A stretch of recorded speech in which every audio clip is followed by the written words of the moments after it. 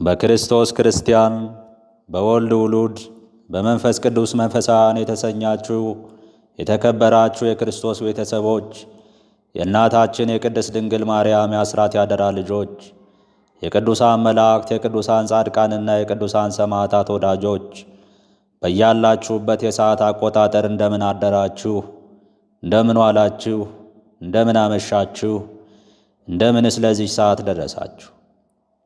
አሜን። ሳይገባን በምሕረቱና በቸርነቱ ጠብቆ ለዚህ ሰዓት ያደረሰን የሰራዊት ጌታ ልዑል እግዚአብሔር የተመሰገነ ይሁን።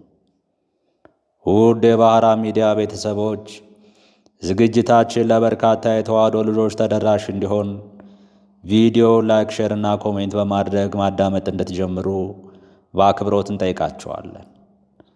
እንዲሁም ለዚህ ቻናል አዲስ የሆናችሁ የተወደዳችሁ የተዋሕዶ ልጆች ቻናላችን ሰብስክራይብ በማድረግና የደወል ምልክቱን በመጫን በየዕለቱ የምንለቃቸው ዝግጅቶች እንዲደርሷችሁ እንድታደርጉ በአክብሮት እናስታውሳችኋለን። እንኳን ለአቡነ ኤዎስጣቴዎስ ዓመታዊ መታሰቢያ በዓል እንዲሁም በዕለቱ ታስበው ለሚውሉ ቅዱሳን በሰላም አደረሳችሁ። በስመ አብ ወወልድ ወመንፈስ ቅዱስ አሐዱ አምላክ። ስንክሳር ዘወርኃ መስከረም 18 አንድ አምላክ በሚሆን በአብ በወልድ በመንፈስ ቅዱስ ስም መስከረም 18 በዚች ቀን ወንጌልን የሚሰብክ የሃይማኖት መምህር አባታችን ኤዎስጣቴዎስ አረፈ። የዚህም ቅዱስ የአባቱ ስም ክርስቶስ ሞዓ፣ የእናቱ ስም ስነ ሕይወት ይባላል። ሁለቱም ደጋጎች እግዚአብሔርን የሚፈሩና በሕጉ ጸንተው የሚኖሩ ነበሩ።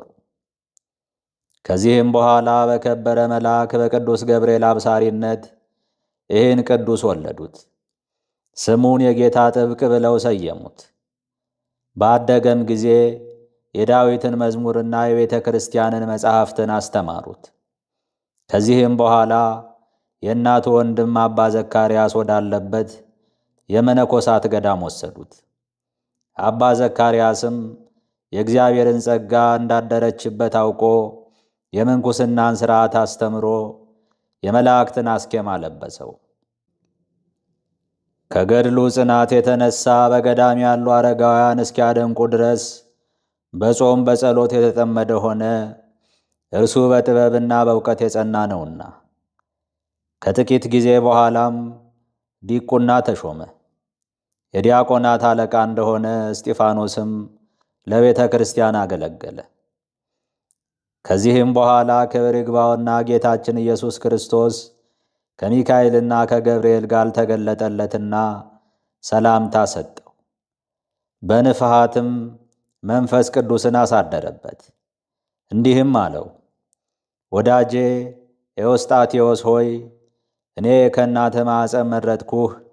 ያለ ፍርሃትና ድንጋጤ ወንጌልን ለብዙዎች ሕዝቦች ትሰብክ ዘንድ ከኢትዮጵያ እስከ አርማንያ ድረስ መምህር አደረግኩህ። አንተን የሰማ እኔን ሰማ፣ አንተን ያልሰማ እኔን አልሰማም። ጌታችንም ይህን ተናግሮ ወደ ሰማይ በክብር አረገ። ቅዱስ ኤዎስጣቴዎስም ወደ ጳጳስ ሄዶ ቅስና ተሾመ። የወንጌልንም ሃይማኖት ይሰብክ ዘንድ ጀመረ። ብዙ ሰዎች ወደ እርሱ እስኪሰበሰቡ ድረስ በእርሱም እጅ መንኩሰው ደቀ መዛሙርትን ሆኑት። ከእርሳቸውም ታላቁ አባ አብሳዲ ነው። ብዙዎችንም የከፋች ሥራቸውን አስትቶ ከክህደታቸው መለሳቸው። ትምህርቱም በሀገሩ ሁሉ ደረሰ። በመላ ዘመኑም የሰንበታትና የበዓላት አከባበር የጸና ሆኖ ተሠራ። ከሐዋርያትም ሕግና ሥርዓት ወደ ቀኝም ሆነ ወደ ግራ ሁሉም ፈቀቅ አላሉ። ወደ ኢየሩሳሌምም 2 ጊዜ ሄደ።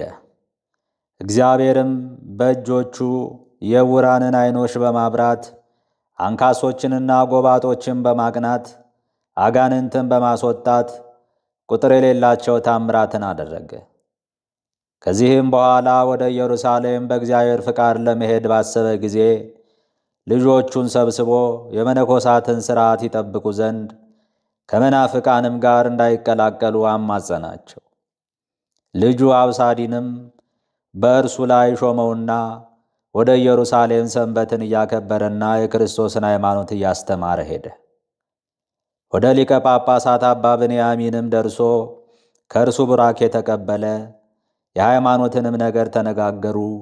ዳግመኛም ከከበሩ ቦታዎች በመሳለም በረከትን ተቀበለ። በዮርዳኖስም ተጠመቀ። ከዚያም ወደ አርማንያ ሄደ። ወደ ኢያሪኮ ባሕርም ሲደርስ በመርከባቸው ያሳፍሩት ዘንድ መርከበኞችን ለመናቸው። በከለከሉትም ጊዜ አጽፉን በባሕሩ ላይ ዘረጋ። በቅድስት ሥላሴ ስም በላዩ ባረከ። ራሱንም በመስቀል ምልክት አማተበ። እንደ መርከብም ሆኖለት በላዩ ተጫነ። 2 መላእክትም ቀዛፊዎች ጌታችንም እንደ ሊቀ ሐመር ሆኑለት። ከባሕሩም ግርማ የተነሣ እንዳይፈሩ ልጆቹን አጽናናቸው። ግን እንዲህ አላቸው፣ ልጆቼ በልባችሁ ቂምንና ሽንገላን እንዳታኖሩ ተጠበቁ። ለእኔ ግን ከእናንተ አንድ የሚጠፋ ይመስለኛል። ይህን ሲናገር ልቡ የቂም የበቀል ማከማቻ ስለሆነ ወዲያውኑ አንዱ ከእነርሱ መካከል ሰጠመ። በእግዚአብሔርም ፍቃድ ባሕሩን ተሻግሮ ወደ አርማንያ ከተማ ደርሶ ከሊቀ ጳጳሳቱ ጋር ተገናኘ። ሰገደለትም። ከእርሱም ቡራኬን ተቀበለ። ሊቀ ጳጳሱም ባየው ጊዜ ታላቅ ደስታን ደስ አለው፣ በፍቅርም ተቀበለው። አባታችን ኤዎስጣቴዎስም ሁሉም በትምህርቱ አንድ እስከሆኑ ድረስ የአርማንያ ሰዎች ሐዋርያት በሲኖዶሳቸው የሠሩትን ሥርዓት እያስተማራቸው ኖረ። ከዚህም በኋላ ዕረፍቱ ሲደርስ ክብር ይግባውና ጌታችን ተገለጠለትና ስሙን ለሚጠራ መታሰቢያውን ለሚያደርግ ገድሉንም ለሚጽፍ ቃል ኪዳንን ሰጠው። ባረፈም ጊዜ ጳጳሳትና ካህናት በታላቅ ክብር ገንዘው በሰማዕቱ በቅዱስ መርምህናም ቤተ ክርስቲያን ውስጥ ቀበሩት። ከሥጋውም ብዙ ታምራት ተገለጡ። ለእግዚአብሔር ምስጋና ይሁን። እኛንም በጸሎቱ ይማረን፣ በረከቱም ከእኛ ጋር ትኑር ለዘላለሙ አሜን። በዚህችም ቀን የጻድቁ ንጉሥ የቆስጠንጢኖስ እናቱ ለሆነች እሌኒ መታሰቢያዋ ሆነ። በዚህችም ቅድስት ዘመን ክብር ይግባውና የጌታችን ኢየሱስ ክርስቶስ መስቀል ተገኘ። በረከቷም ከእኛ ጋር ይኑር አሜን። በዚህችም ቀን የደብረ ጽጋግ መምህር አባ ኖሬዎስ አረፈ። በረከቱ ከእኛ ጋር ትኑር ለዘላለሙ አሜን። በዚህች ቀን በከሃዲው ኢልያኖስ እጅ ሌላው ቅዱስ መርቆሬዎስ በሰማዕትነት አረፈ። እርሱም አስቀድሞ ክርስቲያን የነበረ ነው። የታላቁ የቆስጠንጢኖስ ልጅ ሁለተኛው ቆስጠንጢኖስ በሞተ ጊዜ የቆስጠንጢኖስ እህት ልጅ ዩልያኖስ ነገሰ። እርሱ ግን ጣዖታትን አመለከ፣ ሰገደላቸውም። የክርስቲያን ወገኖችንም አሰቃያቸው። ብዙዎቹም በእርሱ እጅ በሰማዕትነት አረፉ። የንጉሡም የልደቱ ቀን በሆነች ጊዜ የሳቅ የስላቅ የሆኑ ተጫዋቾችን ሰበሰባቸው። ይህ ቅዱስ መርቆሬዎስም ቁጥሩ ከሳቸው ጋር ነበር። ካህናት በቤተ ክርስቲያን እንደሚያደርጉት በክርስትና ሥርዓት እንዲጫወት ይህን መርቆሬዎስን ከሃዲው ንጉሥ አዘዘው። እንዳዘዘውም በክርስትና ሥርዓት ሁሉ ተጫወተ። ታላቅም ሳቅና ስላቅ ሆነ። ሁለተኛም በክርስትና ጥምቀት ሥርዓት ሊጫወት ጀመረ። በመስቀልም ምልክት አንድ አምላክ በሚሆን በአብ በወልድ በመንፈስ ቅዱስ ስም እያለ በውሃው ላይ አማተበ። ያን ጊዜም መለኮታዊ ብርሃን በውሃው ውስጥ ወረደ። እግዚአብሔርም የልቡናውን ዓይን ገልጦለት ያንን ብርሃን አየው። ልብሱን ጥሎ ራቁቱን ወደ ውሃው ወርዶ በአብ በወልድ በመንፈስ ቅዱስ ስም 3 ጊዜ ብቅ ጥልቅ እያለ ተጠመቀ። ከዚህም በኋላ ወጥቶ ልብሱን ለበሰ። በንጉሡም ፊት ቆሞ ክብር ይግባውና በጌታችን ኢየሱስ ክርስቶስ ስም ታመነ። ንጉሡም በእርሱ ላይ ተቆጣ፣ እንዲህም ብሎ አስፈራራው። ለእኔ በመታዘዝ ለአማልክት ዕጣንን ካላሳረክ ታላቅ ሥቃይን አሰቃይሃለሁ፣ ትእዛዜን ከተቀበልክ ግን እኔ ብዙ ገንዘብ ሰጥቼህ እጅግ አከብርሃለሁ። ቅዱስ መርቆሬዎስም የዚህን ዓለም ገንዘብ ሁሉና መንግሥትንም ብትሰጠኝ ጌታዬ እግዚአብሔር ኢየሱስ ክርስቶስን አልክደውም ብሎ መለሰለት። ያን ጊዜም ራሱን በሰይፍ እንዲቆርጡ ንጉሡ አዘዘና ቆረጡት። በሰማያዊት መንግሥትም የማይጠፋ የሰማዕትነት አክሊልን ተቀበለ። ለእግዚአብሔር ምስጋና ይሁን። እኛንም በሰማዕታት ጸሎት ይማረን ለዘላለሙ አሜን። በዚህች ቀን የከበረ የመስቀል በዓል ነው። መታሰቢያውንም ልናደርግ ይገባናል። የጌታችንም የኢየሱስ ክርስቶስ የመስቀሉ ግርማና ሰላሙ ሁላችንን የክርስቲያን ወገኖችን ይጋርድልን ለዘላለሙ አሜን። በዚህችም ቀን መስተጋድል የሆነ ግብፃዊ ሊቅ ያዕቆብ አረፈ። ወላጆችም ደጎች ምዕመናን ነበሩ። ይህንንም ቅዱስ አገልጋይ ሊሆን ለእግዚአብሔር ሰጡት። ትምህርቱንም ባደረሰ ጊዜ በእስክንድርያ ወዳለ ገዳም ወላጆቹ ወሰዱት። ለአበምኔት አባ ገብርኤልም ሰጡት። እርሱም ተቀብሎ የ12 ዓመት ልጅ ሆኖ ሳለ አመነኮሰው። ከዚህም በኋላ 20 ዓመት ሲሆነው ለተጋድሎ ከመምህሩ ጋር ወደ በረሃ ወጡ። ከፍታ ያላት ግንብንም አግኝተው አባ ገብርኤልና አባ ያዕቆብ ከላይዋ ላይ ወጡ። ከዚያም የውሃ ጉድጓድ አለ። ከዚያም ጉድጓድ ውሃ እየቀዱ በገንዳዎች ላይ ያፈሳሉ። የዱር እንስሶችም ሁልጊዜ እየመጡ ከገንዳው ውሃ ይጠጣሉ። አባ ያዕቆብም ያልባቸው ወተታቸውንም አይብ አድርጎ ከመምህሩ ጋር ይመገባሉ። አባ ገብርኤልም ባረፈ ጊዜ በእግዚአብሔር ፍቃድ 12 ገዳማውያን መጡ። በጾምና በጸሎትም በመትጋት የእንስሶችን ወተት በመመገብ ከእርሱ ጋር ተቀመጡ። ለገዳሙ የሚያስፈልገውን ግን ነጋዴዎች ስንዴን ከሩቅ ያመጣሉ። በአንዲት ዕለትም እርስ በርሳቸው እንዲህ ተባባሉ፣ አባ ሙሴ ጸሊምን ብናየው ከእርሱም ብንባረክ እንወድ ነበር። ሰይጣንም በሰማ ጊዜ በመፋቀራቸው ቀንቶ በሙሴ ጸሊም አምሳል በክንፍ እየበረረ መጣ። ሽማግሌ ሲሆን ከቦታዬ ለምን አናወጻችሁኝ አላቸው። እነርሱም የሕይወትን ቃል ካፍ ልንሰማ ካንተም በረከትን ልንቀበል እንወዳለን አሉት። ደግሞ ኑሯችሁ እንዴት ነው አላቸው።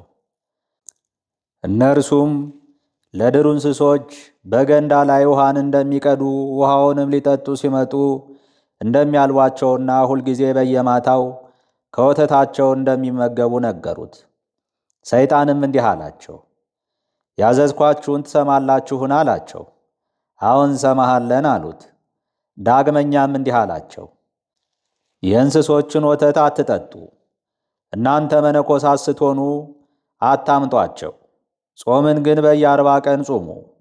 የዳዊትንም መዝሙር አትጸልዩ፣ እርሱ በዓመፅ የኦርዮን ሚስት ነጥቋልና እርሱንም ገድሎታልና።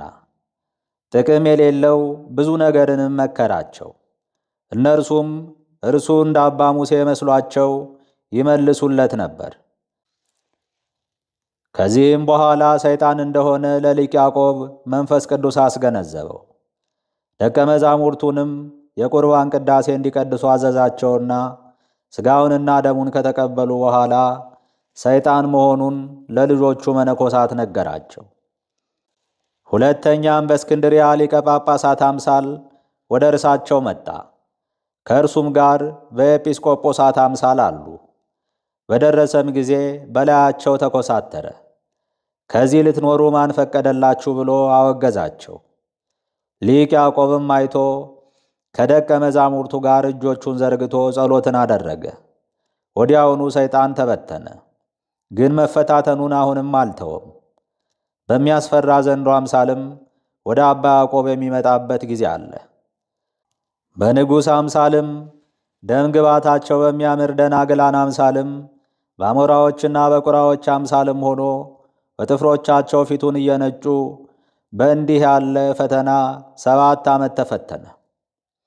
ከዚህም በኋላ ትዕግስቱንና ድካሙን እግዚአብሔር አይቶ መብረቅን ልኮ ሰይጣንን ቀጥቅጦ በተነው።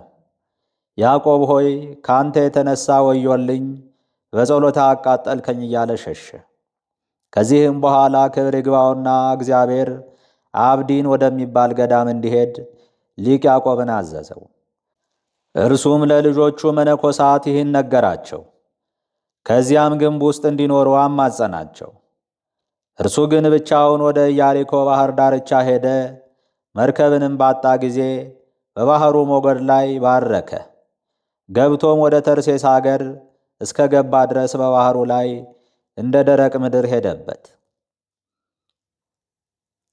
በሀገሩ ጥጋጥግም አልፎ ሲሄድ በትል የተከበበ ቁስለኛ ሰው አገኘና ሊቅ ያዕቆብ ስምህ ማን ነው ብሎ ጠየቀው። እርሱም ስሜ እንጦኒ ነው፣ አባቴም ለባለ መድኃኒቶች ብዙ ገንዘብ ሰጠልኝ፣ ሊፈውሱኝ አልቻሉም። መምህር ያዕቆብም ስለ ደዌው ተከዘ። ጸሎትንም አድርጎ ሁለመናውን በመዳሰስ ክብር ይግባውና በጌታችን ኢየሱስ ክርስቶስ ስም ጤነኛ ሁን አለው። ወዲያውኑ ዳነ። ደቀ መዝሙሩም ሆኖ ተከተለው። ከዚህም በኋላ ከረድኡ ጋር ሲጓዝ ሀገረ አምድ ደረሱ። የንጉሥ እንጦንስን ልጅ እያበደ ራሱን በድንጋይ ሲደበድብ አገኙት። እርሱን መያዝም የሚችል አልነበረም። ሊቅ ያዕቆብም ይዞ ያመጣለት ዘንድ ረድኡን አዘዘው። ባቀረበለትም ጊዜ በከበረ መስቀል ምልክት አማተበበትና ክብር ይግባውና በጌታችን ኢየሱስ ክርስቶስ ስም ከሰውየው ወጥቶ እንዲሄድ ሰይጣንን አዘዘው። ያን ጊዜም በጥቁር ባሪያ አምሳል ወጣ። የንጉሡም ልጅ በከበረ ሊቅ ያዕቆብ ጸሎት ዳነ። አባቱና ወገኖቹ ሁሉ በታላቅ ደስታ ደስ አላቸው። ንጉሡም ለከበረ ሊቅ ያዕቆብ ብዙ ገንዘብ ሊሰጠው ወደደ። እርሱ ግን አይሆንም አለ። ምንም አልተቀበለም። ክብር ይግባውና በእግዚአብሔርም ትእዛዝ አብዲን በሚባል አገር የገዳም አበምኔት ከሆነ ከአባ በርሳቦ ጋር ተገናኝተው በአንድነት ተጓዙ። በጉዞ ላይም እያሉ እንጦኒ በሆድ ተቅማጥ በሽታ ታመመና በሦስተኛው ቀን አረፈ። ቀበሩትም። ስሟ አውርሳ ከሚባል አገር በደረሱ ጊዜ የአገረ ገዢውን ልጅ ታሞ አገኙት። በሊቅ ያዕቆብም ጸሎት ዳነ። መኮንኑም ልጁ እንደ ዳነ አይቶ በታላቅ ደስታ ደስ አለው። እስከ ዕለተ ሞቱ ረድእ የሆነው ዘንድ ለከበረ ያዕቆብ ልጁን ሰጠው። የልጁም ስም ፍቁር ነው። ወደ ሊቅ በርሳቦ ገዳምም በቀረቡ ጊዜ መነኮሳቱ ተቀበሏቸው። በብዙ ምስጋናም እየዘመሩ አስገቧቸው። በዚያችም አገር ጎን የታነጸ የጣዖት ቤት አለ። ስሙ ሰሚር የሚባል የፋርስ ንጉሥ በየዓመቱ እየመጣ ለጣዖታት በዓልን ያከብራል።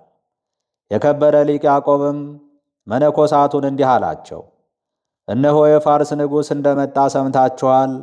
የክብር ባለቤት ስለሆነ ክርስቶስ ስለ ስሙኑ ደማችንን እናፍስስ። መነኮሳቱም በዚህ ምክር እየተስማሙ ሳሉ የንጉሡ ጭፍሮች ወደዚያ ገዳም ደረሱ። መነኮሳቱንም ጥቁር ልብስን ለብሰው አዩአቸውና እናንተ ምንድናችሁ? ከአማልክትስ ማንን ታመልካላችሁ? አሏቸው። ቅዱሳን መነኮሳትም እንዲህ አሏቸው። እኛ ከሰማያት የወረደውን በመንፈስ ቅዱስ ግብር ከቅድስት ድንግል ማርያም ሰው የሆነ ይኸው እግዚአብሔር ልጅ ክብር ይግባውና ጌታችንን ኢየሱስ ክርስቶስን እናመልከዋለን። ጭፍሮቹም ወደ ንጉሥ አቀረቧቸው። በደረሱም ጊዜ ክብር ባለቤት በሆነ በክርስቶስ ስም በንጉሡ ፊት ታመኑ። ንጉሡም ሀገራቸውን መረመረ። አባ በርሳቦም የኔና የወንድሞቼ መነኮሳት አገራችንም ሮም ነው አለ። አባ ያዕቆብም የኔ አገር ግብፅ ነው አለ። ንጉሡም የአባ ያዕቆብን ቃል ሰምቶ ሊገድለው አልፈለገምና ብቻውን ገለል እንዲያደርጉ ታዘዘ። ከግብፅ ሰዎች ጋር ቃል ኪዳን ስላለው መነኮሳቱን ግን ደማቸው እስኪፈስ ገርፈው ከእስር ቤት እንዲጥሏቸው አዘዘ። የእግዚአብሔርን መልአክ ፈወሳቸው። በማግስቱም ጤነኛ ሆነው ባገኛቸው ጊዜ ብዙ ሀብት እንደሚሰጣቸው ተስፋ ሰጣቸው። እነርሱ ግን ቃሉን አቃለሉ። ንጉሡም በወይን መርገጫ ውስጥ በማስረገጥ በግርፋት ጥርሶችን የእጆችንና የእግሮች ጥፍሮችን በማውለቅ 7 ቀኖችም ያህል አፍንጫን፣ ከንፈርን፣ ጆሮዎችን በመቁረጥ እንዲያሰቃዩአቸው አዘዘ። በስምንተኛው ቀን ራሶቻቸውን ይቆርጧቸው ዘንድ አዘዘ። መምህራቸው ሊቅ በርሳሞ እያንዳንዱን ለሰያፊ ከሰጣቸው በኋላ 10 መነኮሳት ተቆረጡ። የንጉሡ የፈረሶች ባልደራስ ያን ጊዜ ለቅዱሳኑ የወረዱትን አክሊሎች አየ። ትጥቁንም ፈቶ ጥሎ ክብር ይግባውና በጌታችን ክርስቶስ ታመነ። እርሱንም አንገቱን በሰይፍ ቆረጡት።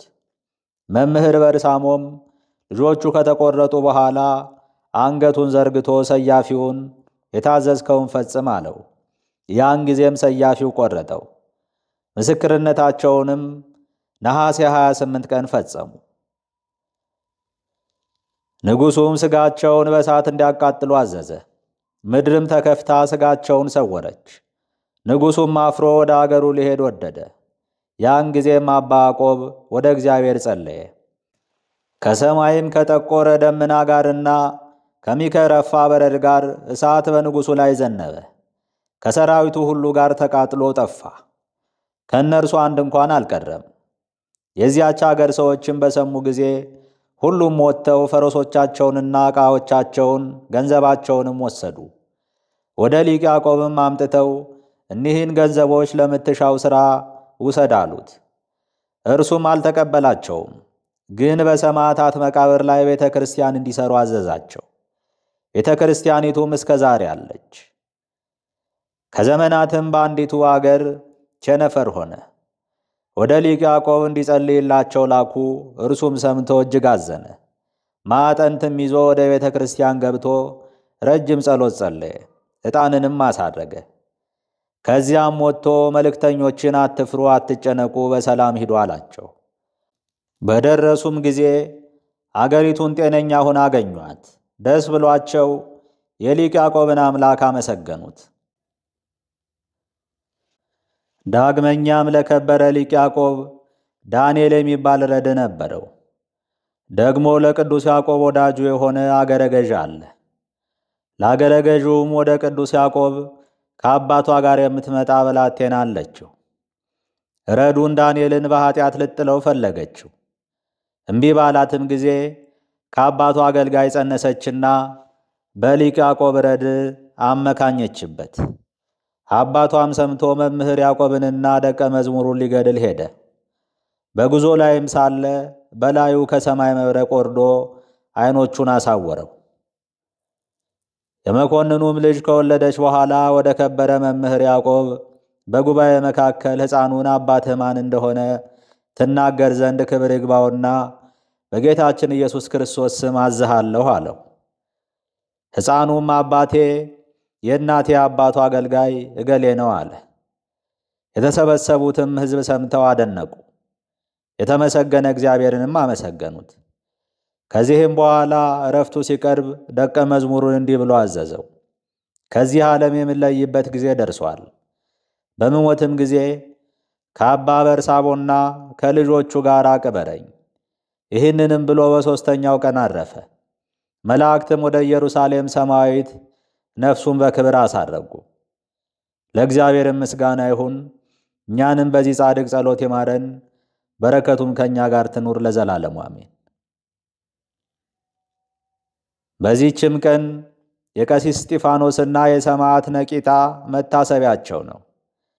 ዳግመኛም የቶማስና የሊቀ ጳጳሳት አትናቴዎስ አጽማቸው የተገኘበት ድንቅ ታምራት የሚያደርግ የአባ ፊላቴዎስና የባህታዊ የአባ ኖብ የአቦሊም ማኅበር የሆኑ የ40 ወንዶችና የ20 ሴቶች ሰማዕታት መታሰቢያቸው ሆነ። በዚህችም ቀን ደግሞ የሰማዕት ኤፍሬምና የአባ ፊኖሞስ የሰማዕታት ስልሆን የአክሳሌስና የይስሐቅ የምስክርነታቸው መታሰቢያ ነው። የሁሉም ቅዱሳን በረከታቸውም ከእኛ ጋር ትኑር ለዘላለሙ አሜን። በዚህችም ቀን የከበረ ሐዋርያ ቶማስ በህንደኪ አገር ላደረገው ታምር መታሰቢያ ሆነ። ቶማስም በህንድ አገር ወንጌልን ይሰብክ ዘንድ ለመሄድ በተነሳ ጊዜ ወደዚያች አገር መግባትን እንዴት እችላለሁ ብሎ አሰበ። ይህንንም ሲያስብ እነሆ ክብር ይግባውና ጌታችን ኢየሱስ ክርስቶስ ተገለጠለትና አትፍራ፣ ቸርነቴ ካንተ ጋር ትኖራለችና አለው።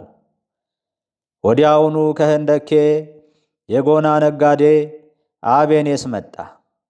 ጌታችንም ምን ትሻለህ አለው። ነጋዴውም አናጺ የሆነ ባሪያ ሻለሁ አለ።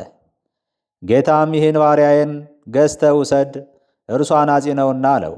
ከዚህም በኋላ በ3 ወቄት ወርቅ ሸጠው። እንዲህም ብሎ ጻፈለት፣ የጠራቢ ዮሴፍ ልጅ የሆነ ባሪያዬን ለጎና ነጋዴ ለአቤኔስ ሽጨዋለሁ። ከዚህም በኋላ አቤኔስ ቅዱስ ቶማስን ተረክቦ ወደ አገሩ ወሰደው።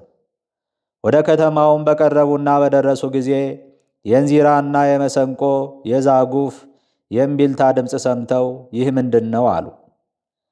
ሰዎችም ንጉሥ ለሴት ልጁ ሰርግ አዘጋጅቷል፣ ወደ ንጉሡ ሰርግ ያልሄደውን እንዲቀጡት ንጉሥ አዟል አሏቸው። ይህንን ሰምተው አቤኔስና ቅዱስ ቶማስ ወደ ሰርጉ ሄዱ። ሁሉም ሲበሉና ሲጠጡ ሐዋርያ ቶማስ ምንም አልቀመሰም። በዚያም ዕብራዊት የሆነች አዝማሪ አለች። በሰርጉ ምሳ ላይ ከሚያገለግሉ ውስጥ አንድ ሰው ሐዋርያ ቶማስን በጥፊ ፊቱን ጸፋው። ሐዋርያውም በዕብራይስጥ ቋንቋ ይህችን እጅ ውሾች ሲጎትቷት አያታለሁ አለ። አዝማሪዋም ብቻዋን ሰማችው። ይህም በጥፊ የመታው ውሃ ሊቀዳ ወደ ውሃ ጉድጓድ ወረደ። አንበሳም መጥቶ ገደለውና በታትኖ ተወው። አንድ ውሻም የቀኝ እጁን ይዞ ወደ ምሳ መካከል ወሰዳት። ከዚያ ያሉትም ማን ነው የሞተ አሉ። ሰዎችም ይህን እንግዳውን በጥፊ የመታው ያሳላፊ ነው አሏቸው።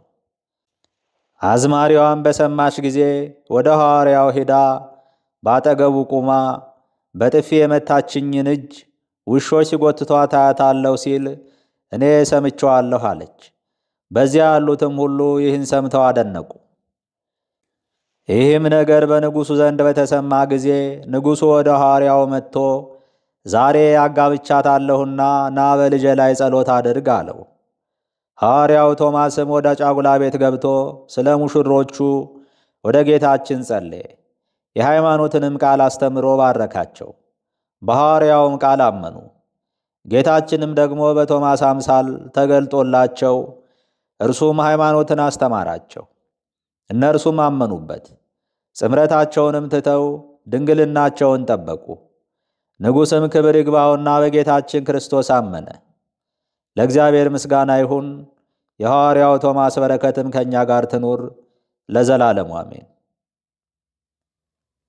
መስከረም 18 ቀን የሚከበሩ ዓመታዊ የቅዱሳን በዓላት፣ አንደኛ አቡነ ኤዎስጣቴዎስ ረባን፣ ሁለተኛ አቡነ አኖሬዎስ አብይ፣ ሦስተኛ ማር ያዕቆብ ግብፃዊ፣ አራተኛ ቅዱስ ዕፀ መስቀል፣ አምስተኛ ቅድስት እሌኒ ንግሥት፣ ስድስተኛ ቅዱስ ቶማስ ሐዋርያ፣ ሰባተኛ ቅዱስ መርቆሬዎስ ካልዕ ሰማዕት፣ ስምንተኛ ቅዱስ ቶማስ ሰማዕት፣ ዘጠነኛ ቅዱስ ኤፍሬም ሰማዕት፣ አስረኛ አባ ፊልሞስ፣ 11ኛ ቅዱስ ስልሆን ሰማዕት፣ 12ኛ ቅዱስ ኤክሳኤል ሰማዕት፣ 13ኛ ቅዱስ ይስሐቅ ሰማዕት፣ 14ኛ ቅዱስ እስጢፋኖስ ቀሲስ፣ 15ኛ ቅዱስ ነቂጣ ሰማዕት፣ 16ኛ አባ ፊላቴዎስ መንክራዊ፣ 17ኛ አባ ኖብ ባህታዊ፣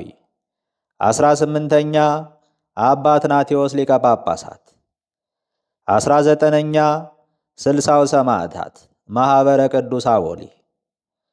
ወርሃዊ በዓላት፣ አንደኛ ቅዱስ ፊልጶስ ሐዋርያ፣ ሁለተኛ ቅዱስ ያዕቆብ ሐዋርያ ከ72ቱ አርድእት። እናንተ የምድር ጨው ናችሁ፣ እናንተ የዓለም ብርሃን ናችሁ። በተራራ ላይ ያለች ከተማ ልትሰወር አይቻላትም። መልካሙን ሥራችሁን አይተው በሰማያት ያለውን አባታችሁን እንዲያከብሩ ብርሃናችሁ እንዲሁ በሰው ፊት ይብራ።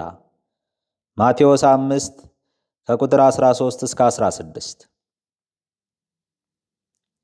ጌታ ሆይ ከብልጽግናቸው ብዛት የተነሳ ብዙ መባ ካገቡት ይልቅ የድሃይቱን አነስተኛ መባ እንደተቀበልክ ለሁል ጊዜ የሚያገለግሉ አላፍ መላእክትን እያሳሰብኩ በችግሬ ጊዜ የማቀርብልህ ምስጋና ተቀበል። እናንተም ቅዱሳን ነቢያት፣ የወንጌል ሰባኪያን ሐዋርያት፣ ሰማዕታትና ጻድቃን፣ ትጉሃን መላእክት፣ ፍጹማን ደናግል እንዲሁም ደጋጎች መነኮሳት ሆይ ልጅ አዋቂ ሳይለይ የምንሰበሰብበትን የጉባኤ ቦታ ባርኩ። ይህን መጽሐፍ ወረቀት አዘጋጅቶ ብራና ዳምጦ የጻፈውና ያጻፈውን ከግዕዝ ወደ አማርኛ የተረጎመውን ቃለ ንባቡን በእርጋታ መንፈስና በተመስጦ ሕሊና ያዳመጠ በደለኛን ሁሉ የምታስምር የጌታ እናቱ በማርያም ጸሎት ኢየሱስ ክርስቶስ በአንድነት ይማረን፣ አሜን። አነሳስቶ ላስጀመረን አስጀምሮ ላስፈጸመን ለልዑል እግዚአብሔር ክብር ምስጋና ይግባው፣ አሜን። አባታችን ሆይ በሰማያት የምትኖር፣ ስምህ ይቀደስ፣ መንግሥትህም ትምጣ፣ ፍቃድህ በሰማይ እንደሆነች እንዲሁም በምድር ትሁን። የዕለት እንጀራችን ስጠን ዛሬ፣ በደላችንም ይቅር በለን እኛም የበደሉንን ይቅር እንደምንል። አቤቱ ወደ ፈተናም አታግባን፣ ከክፉ ሁሉ አድነን እንጂ መንግሥት ያንተ ናትና ኃይል፣ ክብር፣ ምስጋና ለዘላለሙ አሜን። እመቤቴ ማርያም ሆይ በመልአኩ በቅዱስ ገብርኤል ሰላምታ ሰላም እልሻለሁ። በሐሳብሽ ድንግል ነሽ፣ በሥጋሽም ድንግል ነሽ። የአሸናፊ እግዚአብሔር እናት ሆይ ሰላምታ ላንቺ ይገባል። ከሴቶች ሁሉ ተለይተሽ አንቺ የተባረክሽ ነሽና የማኅፀንሽም ፍሬ የተባረከ ነው።